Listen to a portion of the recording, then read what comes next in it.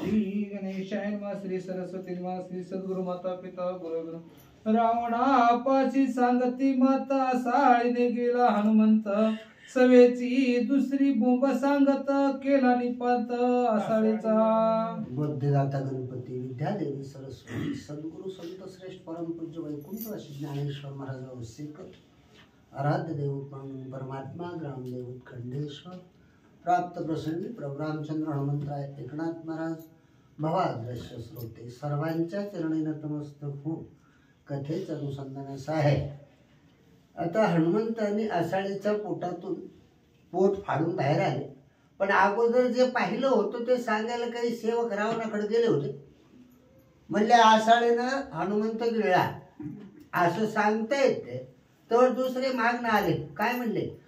राक्षस मावकर भारे त्या होणी वाढणारी विद्या थोरी रिगोणी तयची उदरी महामारी मारित. आता हनुमंतराय आहेत ते बुद्धिमतांवरिष्ठ, सगळ्या बुद्धिमंतापेक्षा श्रेष्ठ आमचे हनुमंतराय आहेत. जितेंद्रिय इंद्रियावर ज्यांचं विजय प्राप्त केलेला आहे. हनुमान मान कधीच पटत नाही त्यांना, लगेच हाते सोडवते. आणि असे हनुमंतराय आषाढीचं पोट फाडून बाहेर येण्यामध्ये पटाईत होते. राक्षसी जरी मायावी असली तरी माया निवारण करणारे हनुमंत होते. त्याच्यामुळे आता सध्या सुद्धा कलियुगामध्ये खरंच माया निवारण करायचे असेल तर हनुमंत स्तोत्र जे आहे हनुमान चालिसा त्याचा पाठ करा. तुमची कसली लागीर असू द्या, बाधा असू द्या, भूत असू द्या, भूत असू द्या, कुठलाही तंत्र मंत्र असू द्या, हनुमंतापुढं कुणी टिकत नाही. जैसी बैन शूर्पणखा तैसीच हे आषाढिका हनुमंत मारिताची देखा दशमुखा बहु दुःख. आता इकडं पहिलं जिंकलंय म्हणून सांगायला आले तर दुसरे सांगायला आले. म्हणले आषाढी मिली, आषाढी मिली. रावण म्हणलं आता सांगून गेलाय तवर तू सांगायला आलाय, म्हणजे विश्वास ठेवायचा कुणा. आणि म्हणले पहिली ताटिका होती तेवढीच अपूर्व ही आषाढिका बी होती. दोघीचा काटा निघाला, याचं दुःख रावणार झालं. जैस वानर पेटले द्वंद्वासी करू कोण कोणाच्या दुःखासी काय होईल इंद्रजितासी निजमानसी धाकत. रावणाला अंतःकरणापासून म्हणजे भीती निर्माण झाली. माणसाचा ज्या वेळेला आत्मविश्वास तुटतो की नाही, बाकीच्यानी किती बी सांगू द्या उपयोग नाही.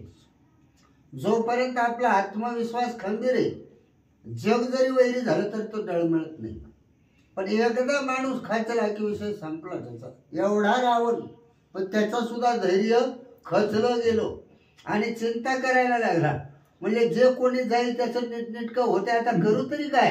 केला साळीचा घात ऐकून इंद्रजिते मात कोपे चालीला कृतंत हनुमंत दंडवया. आता रावणाला अतिशय राग आला, तर मीच जातो म्हणला, बाकीच्याला काही ते ऐकाना गेलाय असं म्हणून म्हणले पाय आपटीत निघाला. तेवढ्यात काय झालं? देखो निया हनुमंता दिवसा नवे सैन्य समजता आईसे कळले इंद्रजिता होय पेरिता निजरत. आणि मग म्हणले इंद्रजिताला वाटलं की पप्पानी रणांगणात एंट्री आपण असताना घेणं चुकीचं. आपलं काय का व्हायना, बापाच्या आधी आपण गेलो पाहिजे. आणि म्हणून म्हणले इंद्रजित पुन्हा हनुमंताला हुडकून युद्ध करू लागला. विजू गज गर्जे अंबर तैसा धनुष्याचा टणत्कार इंद्रजित निदडा महाशूर रहवर पेरिला. आता इंद्रजित काही बारका योद्धा नव्हता, त्याचं नावच इंद्रजित होतो. सगळ्या देवाच्या राजाला ज्यानं जिंकलं त्याचं नाव इंद्रजित आहे. आकाशापेक्षा मोठ्यानं गर्जना करतो त्याचं नाव मेघदूत आहे. असा असणारा तो इंद्रजित. तर त्यानं म्हणले मोठ्यानं ज्या वेळेला आपल्या धनुष्याची दोरी ओढून सोडली, विजा चमकताना आवाज व्हावा तसा आवाज झाला. लख प्रकाश पडला. ऐकोनी धनुष्याचा टणत्कार वानर केला भूकार नादे कोंदले अंबरगिरी कंदर धुमधुम. इंद्रजिताच्या धनुष्याच्या दोरीचा आवाज हनुमंतरायाने ऐकला. आणि हनुमंताकडे काही धनुष्य नव्हतं किंवा काही आवाज करायला साधन नव्हतं. जेव्हा मोठ्याने गर्जना केली, त्या इंद्रजिताच्या दोरीचा आवाज त्या गर्जनेमध्ये कुठे इरगळला त्याचा तपास नाही. निधा उटीला पाताळी भूते कळकळती अंतराळी पक्षी भ्रमती नभमंडळी बैसली टाळी हनुमंताच्या गर्जनेनं सगळ्या आकाशामध्ये आवाज भरून उरला. जसा आपण एखाद्या दरीमध्ये ओरडावून प्रतिध्वनी निर्माण व्हावा तसा आकाशाला थडकून आवाज माघारी आला. सगळं म्हणजे थरथर कापू लागलं. इंद्राजिता युद्धाची आवडी रथ पेरीला कडाळी वानरे उगवली पुच्च्याची गुढी नाच्यावडी रणरंगी. इंद्रजी निधड्या छातीचा योद्धा होता. तो काही घाबरणारा नव्हता. मरू किंवा मारू या निखराने युद्धासाठी रणांगणामध्ये आला. हनुमंतरायांनी ही भूकार ठोकला. त्याच्या समोर म्हणले ते आलेले आहे. एक रावणी राजकुमार दुजा दूत वानर एक राक्षसी राक्षेंद्र दुजा कपिंद्र कपी माझी. राक्षसाचा राजा असणारा किंवा म्हणजे रावणाचा मुलगा एकीकडे आहे आणि रामाचा सेवक ज्याचं बळ अतुलित आहे, ज्याची गंतीच नाही, असं आमचं हनुमान एकीकडं. असं युद्ध त्या ठिकाणी झालं. दोघे वीर अति प्रबळ समान बळ समान शिळ दोघेही संग्रामी अति कुशळ दोघे चपळ रणमारा. रणांगणाच्या ठिकाणी दोघंही एकमेकाच्या तोडीचे वीर होते. इंद्रासारख्याला जिंकणं म्हणजे सामान्य नव्ह. सगळ्या देवाचा राजा आहे तो. अगोदर सगळ्या देवाला जिंकावं लागलं आणि असा इंद्रजित आहे. पण हनुमंतही सामान्य नव्हते. का तर लहानपणी सगळे देव ज्यांना शरण आले होते. असे हनुमंत एकीकडे आणि इकडे इंद्रजित आहे. घनघोर युद्ध चालू झालं. दोघी बळ समनशील दोघे भिडती महावीर पाहवाले सुरवर सिद्ध गंधर्व ऋषीश्वर नाना किन्नर विमानी. तर म्हणजे असे ही दोघं असणारे दोघांचं शिळ हे सारखं होतं. आता तुम्ही म्हणाल शिळ म्हणजे काय? जे आचरण आहे, जे नियती आहे, याच्यात दोघंही परफेक्ट.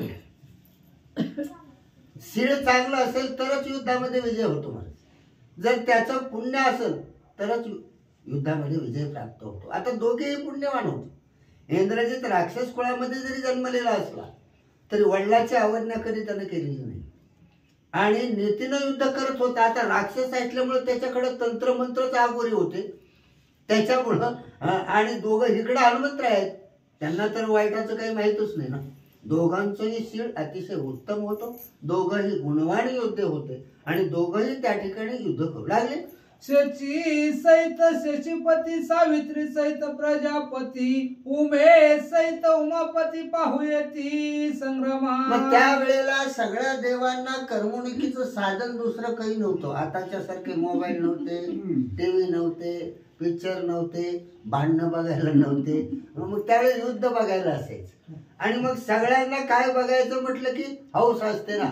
तुम्ही बघा आता इथं पोते आहे, किती लोक आले, 5-25 सगळे मिळून. हे तर थोडं मोठ्यानं आपण भांडू.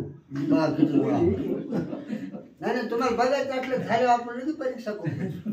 4-2 शिवाय इकडून 4-2 तिकडून आले 5-50 गोळा होतो. बघायचं लय हौस बाजूला भांडणं. मग तेव्हा तर ह्यांना काही साधनच नव्हतं. आता प्रत्येकापाशी डबलच. त्याला संगतीची गरज नाही, कुणाला बोलायची गरज नाही. ते कुठंही बसत. काही दिवसाला माझं बोलायचंच नाही. ते इंदुरीकर म्हणतो तो खरंय. काही दिवसानं दवाखाना टाकावं लागल. बिघडलेला मोबाईल बघून माणसं नीट करायला. काय इतकी मोबाईलची येड. लेकरापासून म्हाताऱ्यापासून. लेकरं ठीक आहे हो, पण म्हातारी सुद्धा ती सोडली तिथे. आणि त्या मोबाईलचे वैशिष्ट्य महाराज तुम्हाला जे हवंय ते ओळखीत येते काय. तर तुम्ही जे बघितलंय ना त्याच्यावर अंदाज करता काय आवडते म्हणजे तसंच पाठवते. ते इतकं हुशार आहे. ज्याची जशी इच्छा तो पूर्ण कर. असं आपला तो विषय नाही सोडा. सगळे देव जे मोठे 3 देव आहेत, महादेव आणि पार्वती आले, विष्णू परमात्मा लक्ष्मी माता आल्या, ब्रह्मदेव सावित्री आली. तिघांनी हे जोडीनं युद्ध बघायला म्हणजे आकाश मार्गामध्ये विमान आणून. खळवळले दोघे वीर काळ क्रतांताती दुर्धर जैसे दोघे जैसे काळ रुद्र युद्धी सत्वर मिसळले. आता दोघंही खवळलेले वीर होते. भांडणात खरी मजा कधी येते खरडून राग आला तर. दाटीमुठीच्या रागानं भांडण. काही वेळेला दाटीमुठीची भांडणं असतात ते संध्याकाळी मिटून जातात. आणि जे खरे असतात का राग आलेले ते मिटत नाही मला. तसं खवळून रागावलेली भांडणं होती आणि दोघंही एकमेकाला जीवच मारण्यासाठी टपलेले होते. ते काही कुस्ती नव्हती पैसा पैस वडा पुढे. काल असंच करायचं. काळाला सुद्धा भीती वाटेल असं ते लढू लागले. एक गज एक केशरी एक हिरण्य कशुप एक नरहरी शस्त्र भाऊ परशुधारी आयशा परी मिसळले. जसं परशुराम आणि राम असावे किंवा म्हणले हिरण्यकश्यप आणि नरसिंह असावे तशा प्रकारे ही दोघं अतिशय घनघोर युद्ध करू लागले. एक सर्प एक सर्पारी एक त्रिपुर एक त्रिपुरारी एक मुरारी आयशा परी मिसळले. एक मूर दैत्य असावा आणि एक विष्णू परमात्मा असावा किंवा म्हणले हे जे असणारे महादेव आहेत त्रिपुरारी एक त्रिपुर त्या दोघांचं जसं युद्ध झालं होतं किंवा गरुड आणि सर्पाचं जसं युद्ध होतं आणि तसं एकमेकाच्या जीवावर उठलेली हे दोघं रणांगणामध्ये निकराचं युद्ध करू लागले. इंद्रजित हानी दुर्धर खाय हनुमान फळे खाय विटाय कुशी खाजवी डोळे मिचकाय दाविता होय अंगठा. आता हनुमंताचं वर्णन करणं बारक्या चिटक्याचं आपल्यासारख्याला खावत जमायचं नाही का. आघात बल इतकं बळ की अक्षरशः देवाला सुद्धा कळलं नाही यांचं बळ किती. एकदा भीमाला गर्व झाला होता माझ्यासारखी ताकदच नाही म्हणजे कुणाला. आणि मग त्या गंधमार्ग ऋषीला बोलवायला लागलो कृष्ण परमात्माने मुद्दाम म्हणले ह्याचे जरा झाक जिरो कसं ती बामणाला दाब द्यायचं ना खांद्यावर गडा खरकट राखली की शेंड्या बांधून आणि झाडावर ठेवून म्हणायचं बामणाला लागली वाळायला खाऊन ठेवून. कृष्ण परमात्माने विचारलं म्हणले का हो ब्राह्मण बुवा तुम्ही जेवत कधी. मग एका ब्राह्मणाने सांगितलं म्हणले खरं सांगू का नाही तर ते बाबा शेंडे बांधून म्हणजे सांग ना. म्हणले ते तुमचं भीम जे फिरतो ना पंक्तीमध्ये ते सरळ सांगतो तुम्ही पोटभर जेवा पण पत्रवाळी तर ठेवलो त्या शेंडीला शेंडी आणि झाडावर अडकूतच होतो ते. लहानपणापासून त्याचा खेळ होता तो कौरव असले तसंच करायचं. तर अशा प्रकारे ताकदवान असणारा भीम. मग त्याच्यामुळे थोडं अहंकार चाललेला बामणाला दाब दिला. कृष्ण परमात्माला कळलं. कृष्णाने बोलून म्हणले भीमा इकडे. म्हणले का गंधमादन ऋषीला जेवायला घेऊन ये. म्हणजे त्या कुणकडे म्हणले गंधमादन ऋषीचा पर्वतच आहे. गेले त्या बाजून. मग तिथं आमच्या हनुमंतरायाला सांगितलं होतं आधीच. म्हणले त्याला लय ताकदीचा गर्व आहे. शिपटे टाकले वाटावर नाही बसले होते आपलं राम राम राम म्हणे म्हातारं रूप धरलेलं सगळे तसं पांढरे खाली आपलं मुडकं घालून राम राम राम.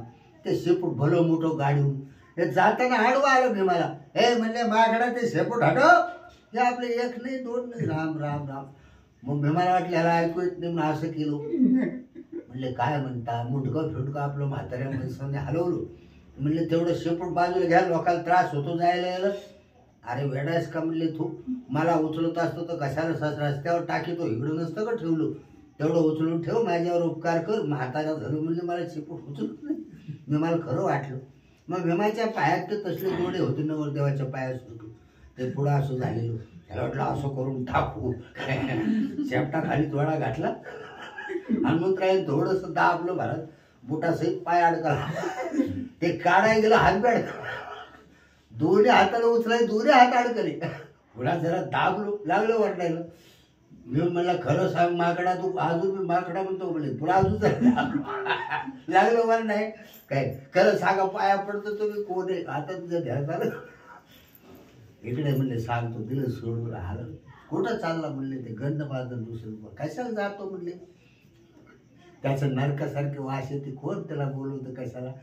तुझा गर्व हरण करण्यासाठी इकडे पाठवलं होतं. माझं नाव हनुमंत म्हणले पुन्हा बामणाला म्हणतील का शेंड्या बघतो. हे आमच्या हनुमंतरायात आघात कोण.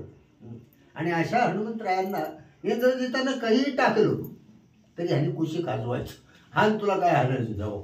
ह्याने काय बी हाणलं तरी शरीरच वाजराचं होतं ना. चेंडू लागल्यासारखं लागायचं माघारी जायचं. असे हनुमंतराय वाकडं दाखवा लागले इंद्रजिताला फळ खाऊ खाऊ मार तुला काय मारायचं. इंद्रजित खळोडी रणी वर्षला से दुर्धर बाणी वानर वर्षला पाषाणी रणांगणी गरजोनी. आता इंद्रजिताकडे अनेक असणारे प्रकारचे बाण होते. त्यांनी बाण सोडायचे. त्या हनुमंतरायाकडे हात्यारच दुसरं नव्हतं ना.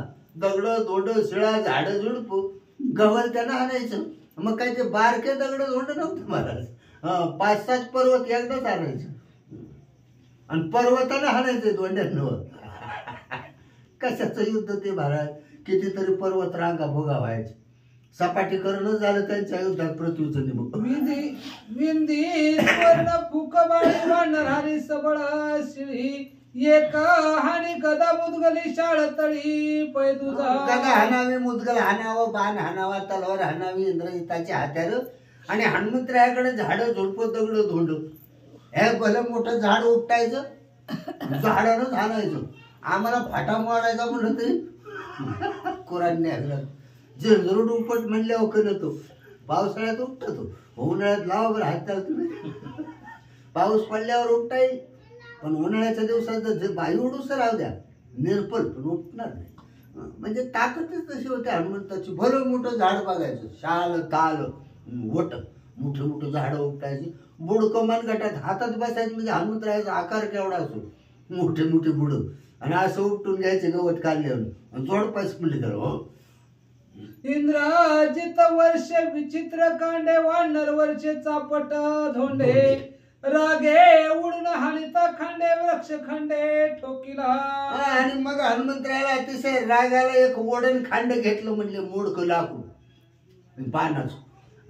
असं घरा घरा फिरवलं, उड्डाण मारलं आणि इंद्रजिताच्या छातीवर असा छापका दिला की नाही, थडकलं ते महाग. साटोपे हानिता शिवशक्ती वानर वर्षाती पर्वती इंद्रजित वेळवराची तिरणी मारुती नाटोपे. शिवशक्ती जरी मंत्र टाकला तरी हनुमंताचा अवतारच महादेवाचा आहे. त्याच्यामुळे ती शक्ती काय करणार आहे मला सांगा. हनुमंताला कधी राग आला तर सांगतो तुम्हाला. ज्या वेळेला रावणानं सेवा करून पार्वती मागितली होती तेव्हाच महादेवाने ठरवलं होतं याच्या काटा काढायची वेळ जवळ आहे. आणि निमित्त ओळखीत होते, दुसरं काही नाही. आणि पार्वती मातेला अतिशय राग आला होता की माझी इच्छा न करावी, गुरुपत्नी तल्पकू. मग ही राग त्यांच्या चांगला मनात होता, त्याच्यामुळे असा धुतला त्याला. बाकीच्याला इतकं मारलं नाही. हनुमंतरायांनी महादेव आणि पार्वतीचा अवतार म्हणजे हनुमंत. शेवटी ही पार्वती माता आहे आणि हनुमंतराय म्हणजे साक्षात 11वे रुद्र महादेव आहे. आणि त्याच्यामुळं महादेवाचा मंत्र टाकला पुढे इंद्रजिताने. सेवा मी त्यांचीच करतोय. रावणाची कला तरी बघा ना, काय आणाय काय गेलता आत्मलिंग. आता तेवढंच घेऊन यावं की नाही आईसाठी. पण तेवढ्यात पार्वतीला पाहिल्यावर नियत बदललीच. म्हणले महादेव थकले, पांढऱ्या चटा झाले. तरणी बायको म्हणले ह्यांच्या काय कामाचं, म्हणजे सगळं ह्याचंच असावं. पहिले 80,000 असतात याच्या अभिलाषा गेलीच नाही. मग महादेव आहेत ते, सब देवन के बाबा. काय सगळ्यात मोठे देव आहेत ते महादेव. त्याच्या मनात आलेलं ओळखू येतो ना त्यांना लगेच. अजून काय पाहिजे काय म्हणले तुला. नाही म्हणले माझ्या मनात असं होत नाही. बोल बोल म्हणले तुला काय पाहिजे. आता तुम्ही थकले, वय झालो आणि हे तर तरी बाळ तुमची पत्नी कशाला तुम्हाला हवी, तुला पाहिजे काय म्हणले. पण लक्षात ठेव तुझं न आकळे, तुला एक जमू द्यायची नाही. काय ही जी माया मॅच ओळखावी तुझ्यासारख्या कामाला होते. काय आणि खरं आहे ते, मोह मायेनंच जग कामाला लावलेले. आपण सगळे जे झटतोय ना विषयाच्या अंधारामध्ये चाच पडतोय. आणि ह्या नदीतनं बाहेर काढायचं असेल तर ज्याने तयार केली त्याला शरण जावं तर निघते. आणि अशी ती पार्वती तुला जमू द्यायची नाही. नाही म्हणले नाही द्यायचं म्हणून सांगायला कशाला एखाद्या हंतर नेलं मला काय करायचं. उचलली राव पार्वती काय निघालो. आता भावाला हाका मारले. आता भाऊ कोण, विष्णू परमात्मा. भगवंताला आवाज ऐकू आला. म्हणले काय झालं असेल बाबा बहिणीला. आले ब्राह्मणाच्या रूपामध्ये तो घेऊन निघाले. हातात ते लिंग काय, खांद्यावर पार्वती काय. मग त्यावर म्हणले विष्णू परमात्माने पार्वतीला खुणवलं. म्हणले जरा रूप बदल ना, याला काय करायचं. मग आता ब्राह्मणाच्या रूपात विचारलं. रावणा म्हणले काय चालवलंय. म्हणजे पार्वती घेऊन चाललो. अरे येडेस का काय, फसवलं महादेवाने तुला. इला पार्वती का म्हणजे निर्भव. तर ह्याच्या डोळ्यावर पांढऱ्या शिब्र जटा दिसत होत्या आणि खाली पाय खरडायला लागले होते. बाक दिलं टाकून. म्हणलं घेताना काळी कोईट केस होते. आता कसं टाकून दिलं. पाहतो तर चिपडे आले, नाक गळते, पांढरे शिब्र केस सगळे. म्हातारीचं काय न्याय न्याय करते नका कबायला फसवलं महादेवाने. असले नाही तर म्हणले पार्वती खरी पाटाखाली कुठं महादेवाच्या. ह्याला मी खरं वाटलं. आता बाईल येडी माणसं काही खरं ठरवतात ना, दिला आया कधी पेतो गेलं महाग आहे, बघतो तो खरंच आहे. म्हणले खरी पार्वती झाकून ठेवली मला आठली दिली काय? म्हणजे कुठे तू काय तुमच्या पाटाखाली चमकत? आता ही करता करविता बाबा महाग असल्यावर काय करणार नाही, कारण नाटकी येतो तयार करून ठेवली तिथं खाली. ती न्यायची काय अन्याय जमले. आता ती कोण होती माहिती का? मंद उदरी. विष्णूने स्वतःची बळी काढून तयार केलेली होती महाराज. जावाईच मारले हो दोघांनी. लक्ष्मणानेही जावाई मारला, रामानेही जावाई मारला, अजून मी लोक जावाई मारी. एक चेंडू चक्र पैसवडी दुजा हानी प्रचंड धोंडी सवेगा हानिता लवडी समूळ धोंडी पै दुजा. आणि मग लवडी सवडी जी काही हातार असतात ते इंद्रजिताकडे भरपूर होती का, तर रथ भरून हातार घेऊन निघायची ना, ते गवल त्यानं हाणायचं. आता ह्यांच्याकडे हातार होते, हाताखाली येईल ते हात्यात, हाताखाली जे सापडल त्या हात्या. एके दिवशी काय झालं, बादशाहनं बिरबलला विचारलं, म्हणजे सगळ्यात मोठं हत्यार कोणचं? म्हणजे हातात गवलती. बादशाह वाटलं हे उगच काहीतरी म्हणजे तर तोंडात येईल ती.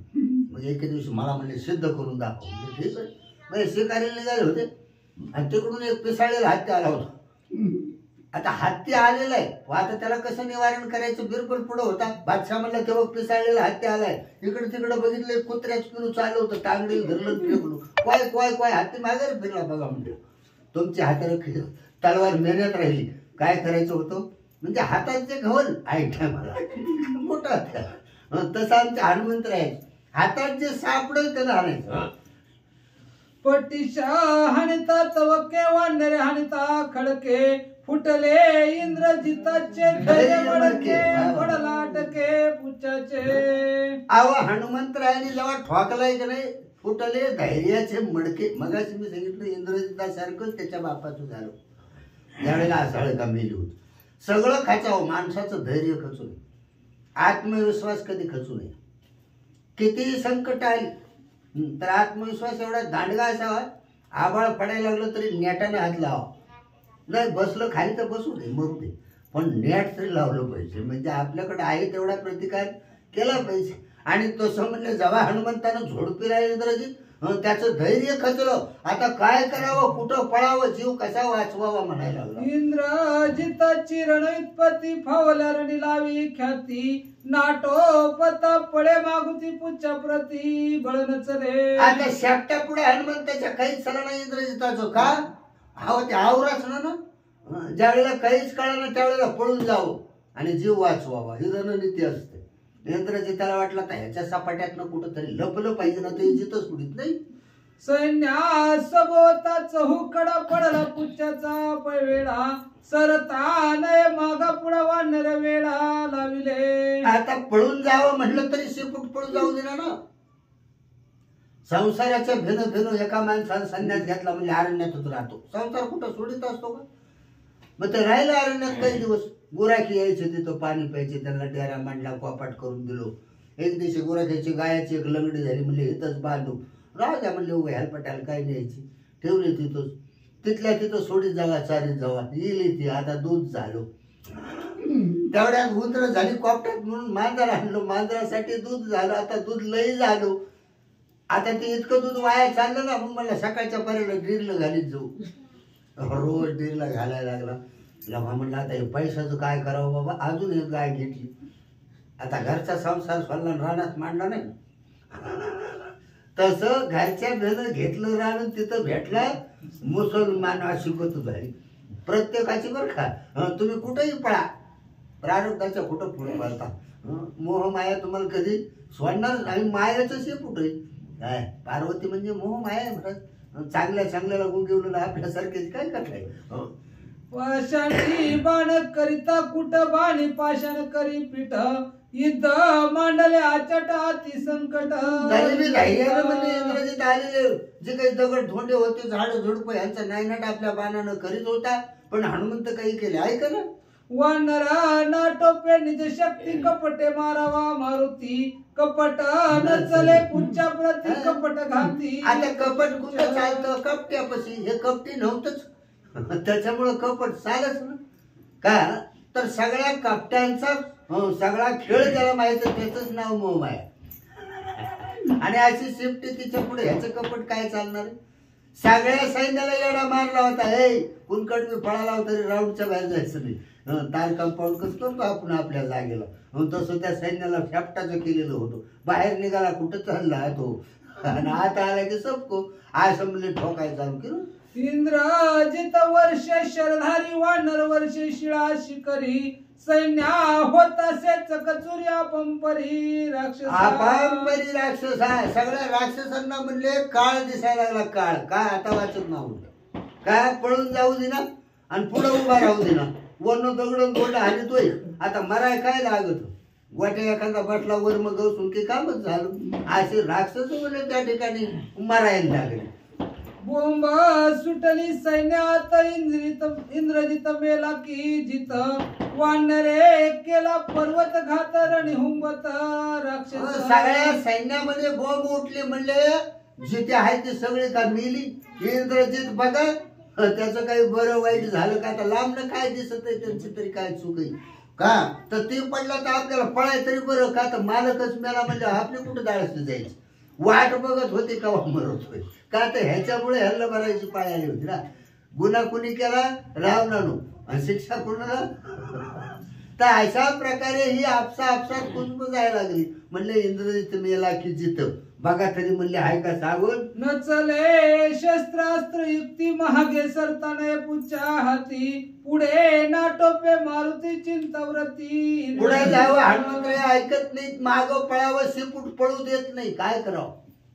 चिंता तुरज्ञ कुणी त्या ते हनुमंत म्हणे इंद्रजिता ते शिळा वृक्षी न हानी तुते न हानी पर्वते भागमाजी. हनुमंताने ओळखलं इंद्रजिताचा चेहरा पाहिला.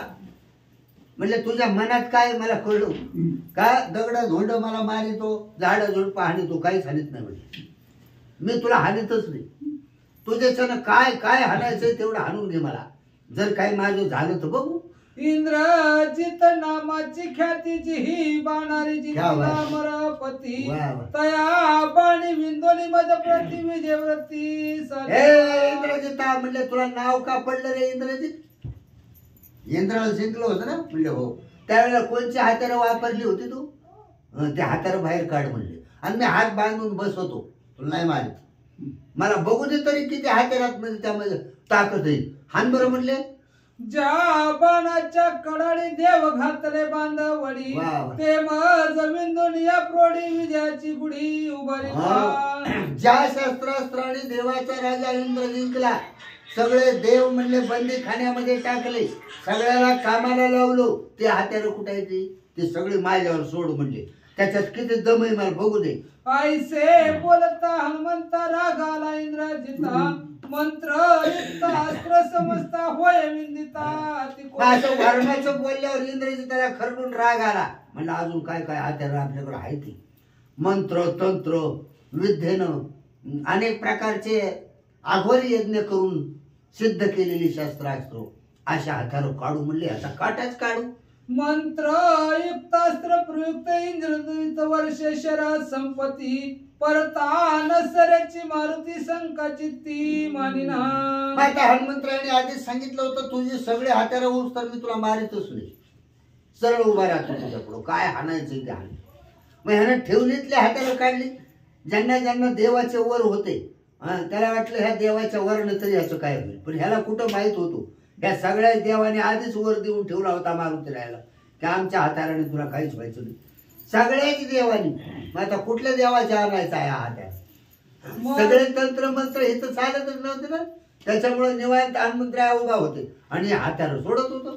माझे अंगी बाणरूपती ही शंका नाही हनुमंती सुर नर आश्चर्य मानती तैशी ख्याती त्याने केली. आता बघाय आलेले सगळे सूर नर किन्नर जेवढे काही होते ते सगळे पाहत होते की हनुमंतराय निवांत उभा आहे.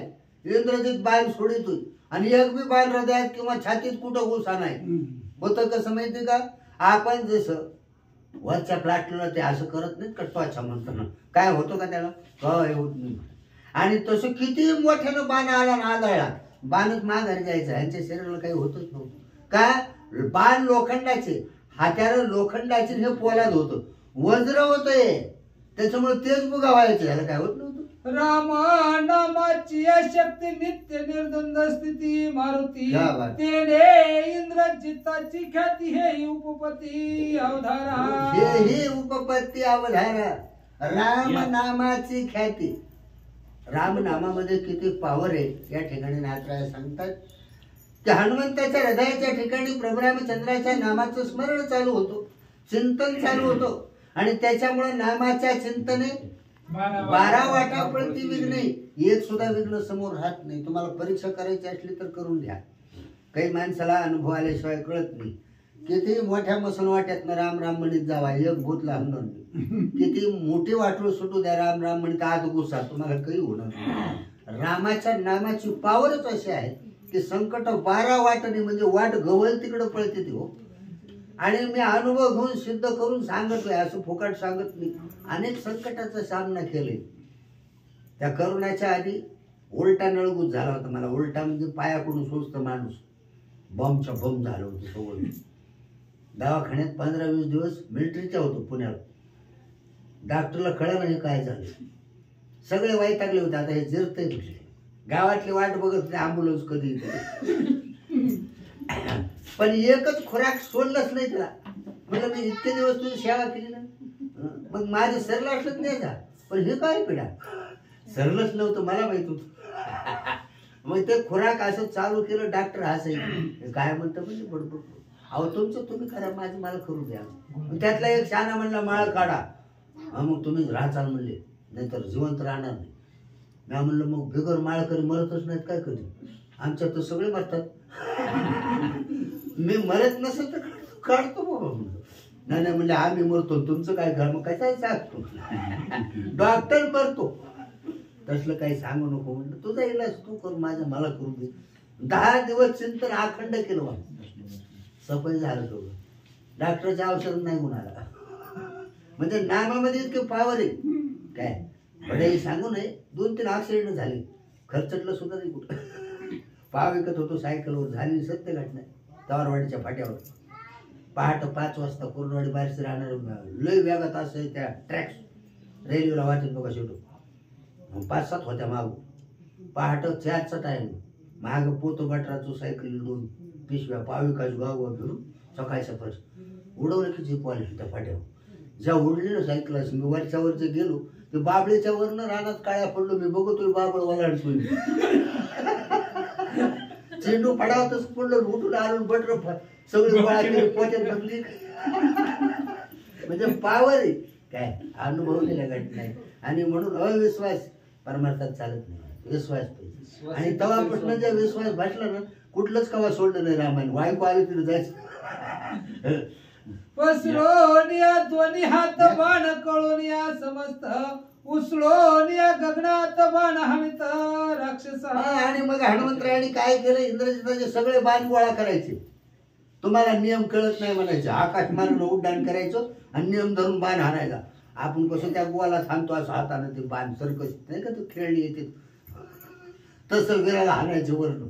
असं त्यांच्याच बाणानं त्यांचेच वीर राक्षस मारायला सुरुवात हनुमंतरायांनी केली. पुंडलिकावर पुंडलिकावर धारी विठ्ठल श्री ज्ञानदेव तुकाराम पंढरीनाथ भगवान की जय. प्रभु श्री रामचंद्र भगवान की जय. कपिवर्य महारुद्र हनुमान की जय. श्री गणेशाय नमः. श्री सरस्वती नमः. प्रभु रामचंद्राय नमः. पडता पानाचा संपात सोय सैन्य होय निपात.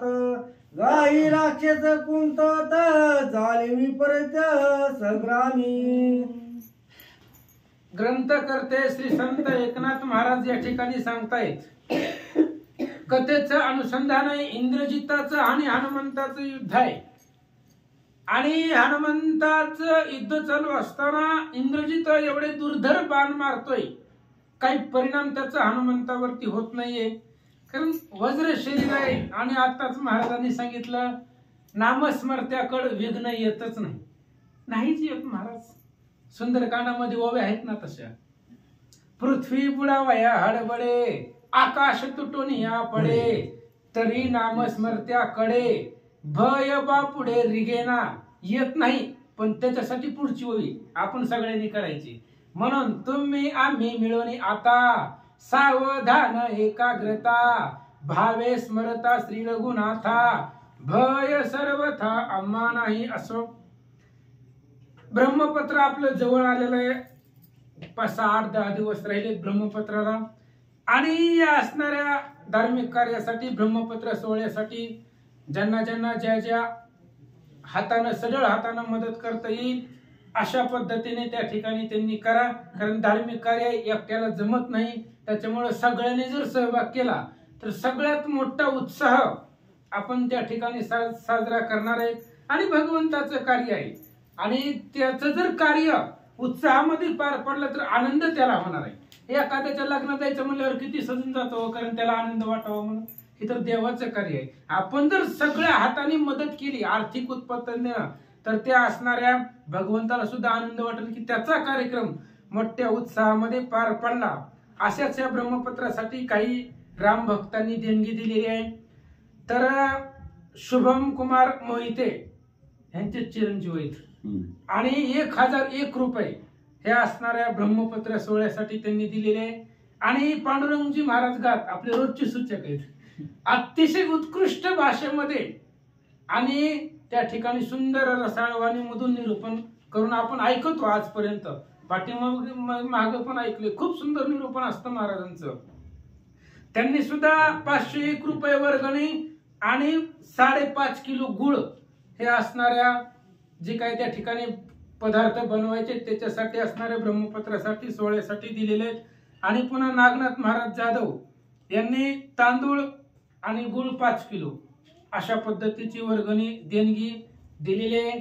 आपण सुद्धा आणि त्या ठिकाणी जेवढे शक्य होईल तेवढे. किरणजी सातपुते यांनी 200 रुपये असणाऱ्या या क्षेत्रासाठी दिलेले. आपण सुद्धा त्या ठिकाणी मदत करा आणि हा ब्रह्मपत्र सोहळा उत्कृष्ट पद्धतीने चांगल्या त्या ठिकाणी उत्साहामध्ये पार पाडेल असे असणारे त्या ठिकाणी आहे. बघा सुनील काळे गावाचा कट्टा 30 किलोचा. सुनील काळे गहू कट्टा नाही. आणि त्यांनी त्या ठिकाणी गव्हाचा कट्टा 30 किलोचा का दिलेला आहे. असं अशा पद्धतीने करा. जेवढं देईल आपण 2 हातानं भगवंत हजारो हातानं आपल्याला देणार आहे. कारण देणारा तोच आहे. देशी तेव्हा घेशी. आपण दिलं तर तो देणार आहे. आपण जर दिलंच नाही तर तो काहीच देणार नाही. त्यामुळे आधी त्या ठिकाणी भगवंताच्या कार्याला मदत करा. पुन्हा आपल्या संसारामध्ये भरभराटीच होणार आहे. असो अशा पद्धतीने बवी रिटर्न. हनुमंताशी करिता रण इंद्रजित बोलला संपूर्ण आपले सैन्य मारी आपण निर्वाण बाण वर्षोनी. हनुमंता बरोबर युद्ध करत होता. इंद्रजिताला कळानच गेलं महाराज नेमकं काय करायला. भुली पडली त्याला. काय करतो हीच लक्षामध्ये येत नव्हतं. आणि बाण घेतले.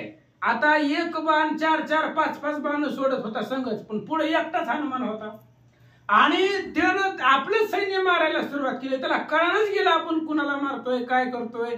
भुलून गेला आणि आपल्याच सैन्यावरती आपल्याच बाणानं इंद्रजित मारू लागला. धनुष्य बाण हनुमंताची हा संग्राम नाही त्याची आवेश बोली इंद्रजिताची निज सैन्याची मारित. इंद्रजिताच्या कडेला जी सैन्य होतं त्यांनी विचार केला बाण आपल्याला लागते.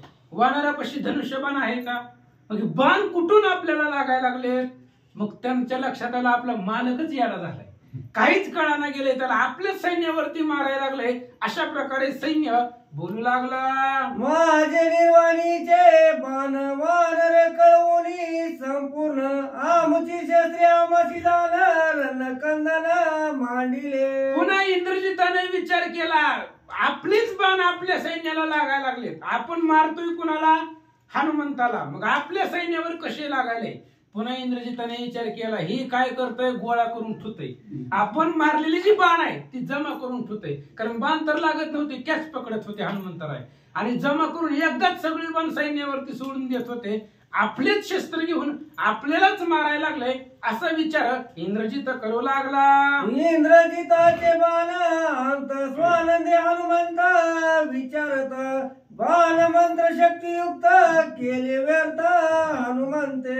इंद्रजित निर्वाणीचे बाण सोडत होता महाराज. मग अशीच हनुमंताला ऑफर दिली होती, तुला काय बाण सोडायचे तेवढी बाण तुझ्यापाशी जेवढा. सांगितलं होतं रावणानं, हलक्याच्या घरी शिकलाय का महाराज? ब्रह्मदेवाकडून विद्या शिकलेला आहे तो इंद्रजित.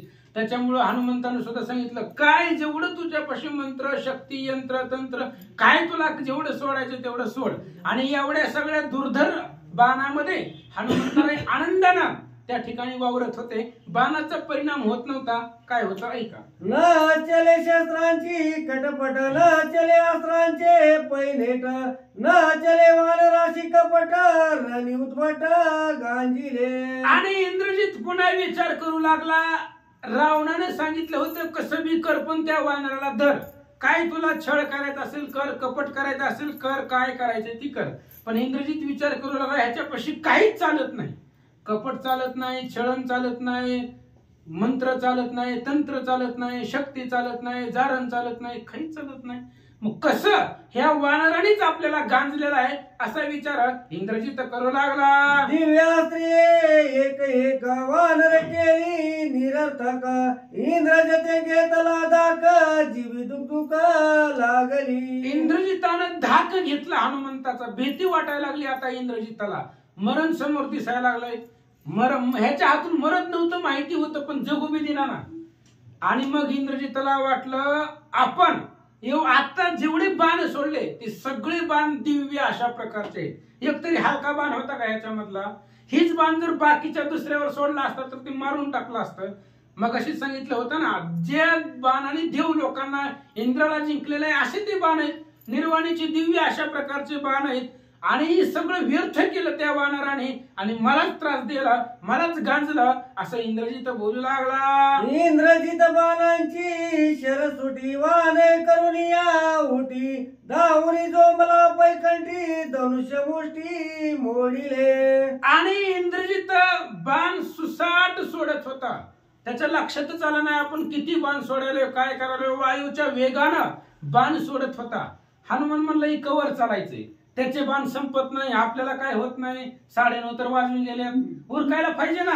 मगून हनुमंतानं त्याच्या गळ्यामध्ये कंठामध्ये उडी मारली आणि त्याच्या हातामधले धनुष्य हनुमंतानं तोडून टाकला. सरली बाणांची निज ओढी तरी वानर प्रौढ गाडी, मल्ल विद्येची परवडी कडोवी कडी भिडती. आणि इंद्रजितापासले बाण होते ते संपले. जेवढं राजा रावणानं पाठवलं होतं का रथ भरून बाण धनुष्य सगळं आणलं होतं ते संपलं होतं. आणि मग आता बाण संपले. मग अंगाची मस्ती, अंगी बळाची मस्ती. अंगामध्ये मल्लयुद्ध करण्यासाठी, कुस्ती खेळण्यासाठी इंद्रजिताकडे किती ताकद आहे. हनुमंताला वाटलं बघावं, राजाचं लेकरू आहे, बरंच काय काय काय काय खात असेल घरामध्ये, मग बघू याच्यामध्ये मल्लयुद्ध खेळू आणि किती ताकद आहे बघू. म्हणून हनुमंतानं त्याच्या अंगावर उडी मारले. उरी शिरी आणि कोपरी तळवे हानी ती परस्परी, कळा लावणी बुजावरी हानती उदरी चपेट घात. आणि मल्लयुद्ध आहे, दोघांचं द्वंद्व युद्ध आहे. दोघांचंच कुस्ती नावाचा प्रकार आहे. मग कोणी हातानं मारायचं, कोपऱ्यानं मारायचं, मांडीनं मारायचं, पायानं मारायचं, पुन्हा त्या ठिकाणी असणाऱ्या गुडघ्यावरती मारायचं. अशा प्रकारचं दोघांचं मल्लयुद्ध सुरू झालं. सांभाळी वानर लाते तव मस्तकी हानितला होते, सांभाळीता दक्षिण हस्ते तव गांजित डाव्याने. हनुमान एवढे बलवान होते महाराज. त्या तापसीनं सांगितलं होतं हनुमंताच्या समान शक्ती कोणी नाही त्रिजगती. हनुमंताच्या समानतेची बळाबळी करल असं जगामध्ये कोणीच नव्हतं. मग कोणत्याही बाजूने युद्ध करा. आता काल सांगितलं होतं रावणानं त्या पंचप्रधानाला, म्हणले पुढून जाऊ नका, मागून जावा. मागून गेले तरी वाचले का? मेले. कुठूनही जावा, हनुमंताच्या पुढे आले की संपला. मग हनुमंताला काय करायचं? लात मारायची. लात मारायची नाही, उगा लात मारल्यासारखं केलं तर उजव्या हातानं कांटाळी द्यायची. तोंडातनं रक्त येऊस तर त्याच्या असणारे चक्कर येऊन पडायचं. डाव्या हातानं मारायचं, डाव्या हातानं चुकूस तर उजव्या हातानं द्यायची. अशा पद्धतीने हनुमान मारू लागले. करिता मल्लविद्या उत्पत्ती मागे पुढच्या आघाती सव्याद्र रथ आणि रथ सारथी नेले समाप्ती वानरे. आणि इंद्रजित हनुमंताचं मल्लयुद्ध चालू असताना पाठीमागून शिफ्टी होती हनुमंताची. हातानं मारित होते, पायानं मारित होते, पाठीमागून शिफ्टी मारत होती. मल्लयुद्ध करत असताना हनुमंतानं इंद्रजिताला बेजार करून टाकलं. त्याची ताकद चालाना गेली. जे रथ होते, सारथी होते, सगळे हनुमंतानं भुगा करून टाकले. मारुनी सारथी भंगित भंगिला रथ इंद्रजित केला दैवत नाटळे पुच्याचा वर्त रणी हनुमंता नाटोपे. आणि अशोक वनामध्ये इंद्रजित गेलेला होता, त्याच्यामुळे सारथी आणि रथ मारला. कारण ह्याच्या जीवावरती त्या ठिकाणी आकाशामध्ये जाय करत होता, रथाच्या जीवावरती. त्यामुळे रथ भोगा केला, रथाचा सारथी मारला आणि शेपटीची टोले इंद्रजिताला देऊ लागला. हात केला. इंद्रजिताच्या हातामध्ये काहीच राहिलं नाही, व्याकुळ करून टाकलं. काय झालं ऐका. ध्वज भंगिला आगादे क्षेत्रे भंगिली हाणुनी लाते मुकुटा पाडून याते ते इंद्रजिता ते गांजिले. आणि हनुमंताच्या आघाताने रथाचा ध्वज तोडून टाकला. पुन्हा असणाऱ्या रथाचं छत्र त्या ठिकाणी तोडून टाकलं. मुकुट घेतला शेपटीनं, पायानं मुकुट त्या ठिकाणी तोडून टाकला. अशा पद्धतीने अस्ताव्यस्त इंद्रजिताची अवस्था केले. भूतळी समस्त ऋषीश्वर गगनी पाती सुरवर अवघे करीती जय जयकार विजयी वानर श्रीरामे.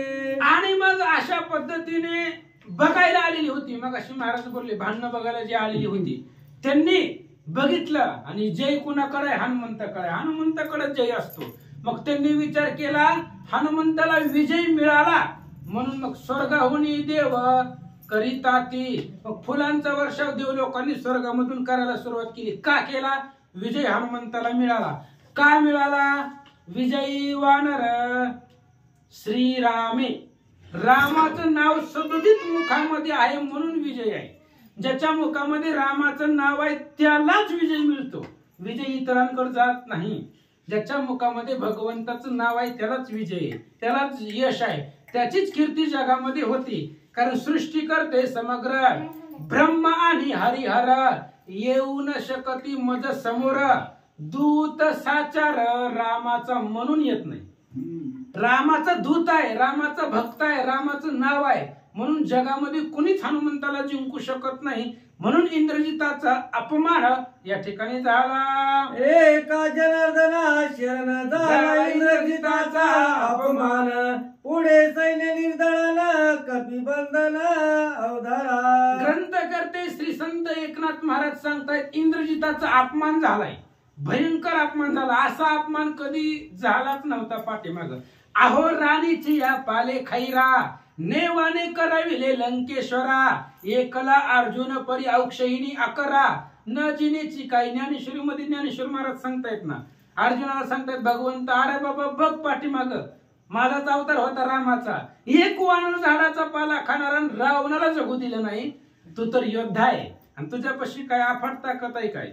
स्वर्गामध्ये देवदानवांना जिंकलेला, इंद्राला जिंकलेला तो असणारा अर्जुनाने काय व्हायला लागला? असो अशा पद्धतीने इंद्रजिताचा भयंकर अपमान केला. पण इंद्रजिताच्या मदतीसाठी जी रावणानं कोट्यानं कोटी पाठवली होती त्यांना अजून त्यांनी शेपटीमध्ये कोंडून ठेवलं होतं, लॉकडाऊन मध्ये अडकून ठेवलं होतं त्यांना. आता त्यांचं निर्दळन हनुमंतराय कसं करतात उद्या ऐका. स्वास्ती श्री भावार्थ रामायणे सुंदर कांडे का कारटिकाय. इंद्रजित अपमान हनुमान बुद्ध तेन पंचाय अध्याय. कुंडली जोरदार विठ्ठल श्री ज्ञानदेव